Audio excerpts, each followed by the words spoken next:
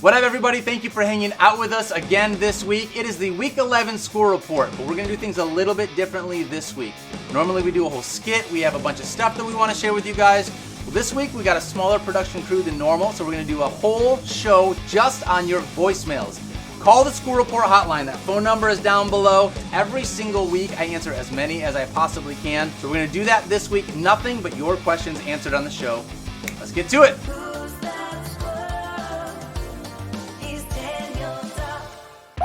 Hey Dan, what's up, man? It's Frank. I live in Frank? Valley, New York. My only question is that I got Patrick Mahomes, Standard League. You know, I have CMC and I got ETN and Hawkinson, so I've been pretty blessed right now with those guys. But I also managed to pick up Stroud a few weeks back as a backup for Patrick, especially on the bye week. But because he's been so good, I'm wondering, do you think I should try to trade Stroud to get maybe a eligible receiver? Because the receivers I have right now are not really cutting it. My question too is, like, you know, what type of receiver do you think I could get with if I was to trade away Stroud?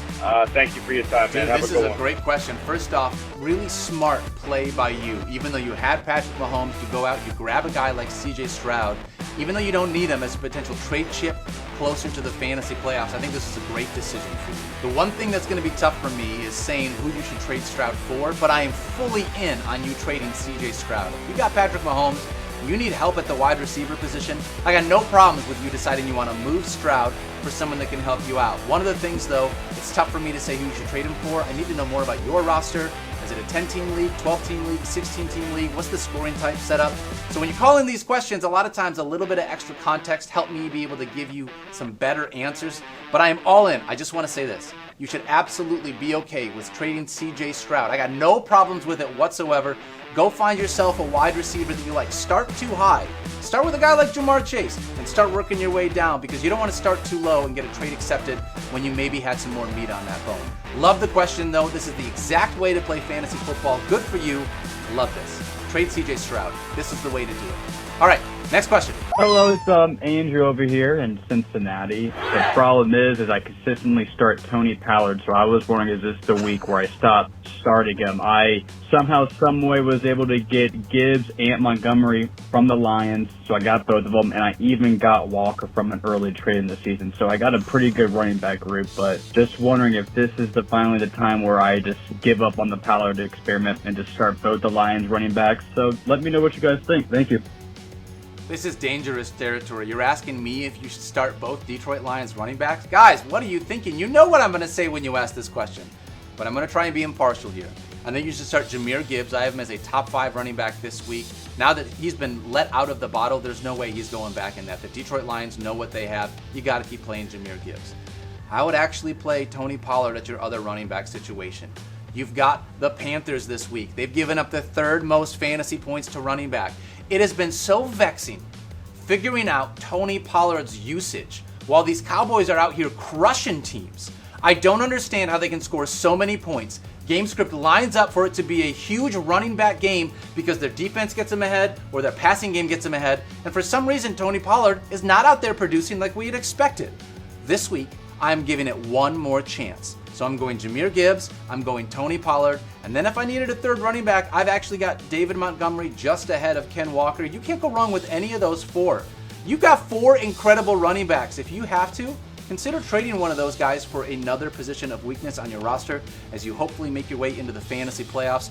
Good question, though. I'm going Jahmyr Gibbs, Tony Pollard, then Montgomery, then Ken Walker. How's it going, y'all? So I actually had a trade proposal counter-offered me. So I was giving up CJ Stroud, Jonathan Taylor, and Tyler Boyd. I was actually going to drop Tyler Boyd on waivers this week, and I was getting back Travis Etienne, Jalen Warren, and Stephon Diggs. I think it's a no-brainer. I was looking at the future schedules for everyone, and I don't know. What do you guys think? Yeah, I love this question, and I think you're looking at this exactly correctly. Assuming that you have another quarterback on your roster, because I don't see another quarterback you're trading for, you're giving up CJ Stroud because if you got someone else that you're already starting at quarterback. So that's one bench player. Plus you're giving up Tyler Boyd, who you're saying you're going to drop, and you're going to give up Jonathan Taylor, a starting running back. And in that, you get back Travis Etienne, a starter, Jalen Warren, who is at least a flex play, if not a low-end RB2, and Stephon Diggs, who's a set-it-and-forget-it wide receiver 1. This is exactly what you're supposed to do. You're doing everything correctly here. You're taking the strength of your bench, some of the depth that you have as you go into the fantasy playoffs, and you're moving it into your starting lineup by turning it into pieces that you can play on a weekly basis. Yes, absolutely do this. Turning Jonathan Taylor into Travis Etienne, Jalen Warren as a flex, and Stephon Diggs, a great decision. I'm all in on this. Make this trade as quickly as you possibly can. This is a fantastic job and a fantastic decision for your fantasy roster. Hey Daniel, I'm looking for options between James Conner and Puka Nacua for my flex spot in week 11. Hope you can assist me with that. Thank you. Great question. Puka Nacua or James Conner in the flex? Here's where I'm at with this one. We saw James Conner come back last week. First time back in action after a couple of weeks. 73 yards on the ground. It looked great. It wasn't a problem at all. Having Kyler Murray definitely helps that offense. I got nothing against James Conner. But I'm going to default to Puka Nacua here because he's supposed to be getting Matthew Stafford back. And as long as Matthew Stafford is in this offense, I'm going to trust both of those pass catchers, Cooper Kupp and Puka Nacua. There's no way that I can bench Puka if Matthew Stafford is under center, in spite of the fact you got a good guy like James Conner. Now, if someone other than Matthew Stafford plays quarterback for the Rams, totally fine with you deciding you want to bench Puka and go with James Conner. But for right now, with the expectation that Stafford is going to play, give me Puka for your lineup. All right, next question. So I can't believe I'm even asking this, but got Jalen Hurts and I've got CJ Stroud.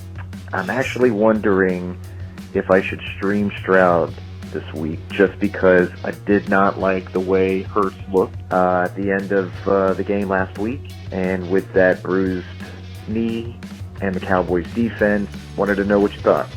Thanks. Yeah, this one is going to be interesting. I'll tell you what, Jalen Hurts gets the Kansas City Chiefs this week. Kansas City's defense has been looking a lot better.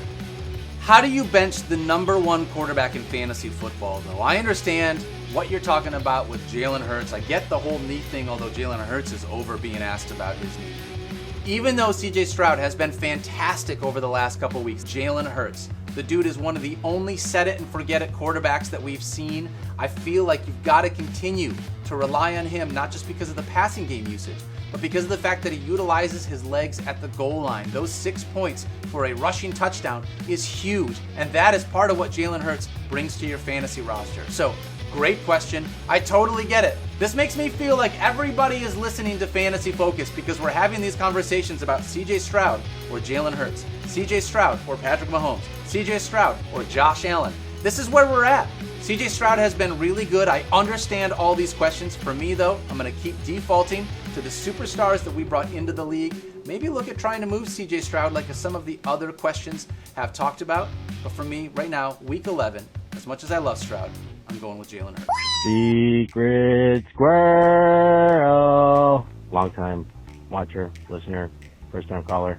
Just wanted to say, I love all your stuff. You made me laugh with the filling the voids of the tight ends and the No Nut November. Just wanted to say I'm a fan. I don't really have a question because I'm first place in one of my leagues and I'm third in another. So just wanted to say I listen to you guys. You guys rock. And keep doing what you're doing. And I'll follow you anywhere, Daniel. So keep doing your stuff. That's Thanks, great. Man. Thank you so much for that. What an awesome voicemail. I will follow you guys anywhere. As long as you guys want to keep watching and listening, I'm going to keep being here. It's a ton of fun. Thank you for that. Really sweet voicemail. Next one. Hey, Daniel. How you doing? Loving the show. Thanks. I just want to say I know who you are. I know what you can. And that you have a particular set of skills that I need your help in. That you, for sure you have acquired throughout a very long career. So I have a TJ Hawkinson, Mike Bride, PPRs, and Team League.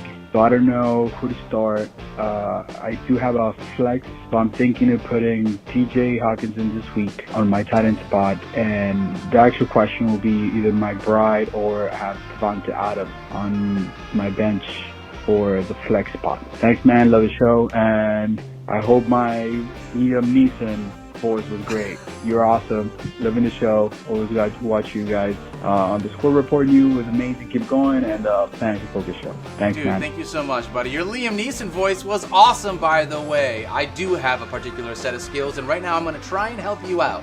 I think you should be playing TJ Hawkinson at the tight end position. I love Trey McBride. He's been awesome, especially with Kyler Murray coming back into the fold, but there is zero chance that I'm going to play him in my flex over Davante Adams. I know Davante has been frustrating. I've been the one talking about how frustrating Davante is because he's too good to not be utilized within this offense. But last week he got 13 targets. I think you're going to start seeing more volume from Davante Adams. So if you're asking me, which you happen to be in this instance, I'm playing TJ Hockenson at tight end. I am playing Davante Adams in the flex. And Trey McBride is going to sit on my bench, but he's going to be a high upside bench guy in case anyone gets hurt for later on in the season. That's a pretty good roster, man. I like those pieces that you got. All right, next question. Mr. Dobb, I got a quick question for you. 12-man league, Okay. 1-point PPR. I've got TJ Hopkins, the tight end, but I also got Sam Laporta, who's been riding my bench very patiently all year.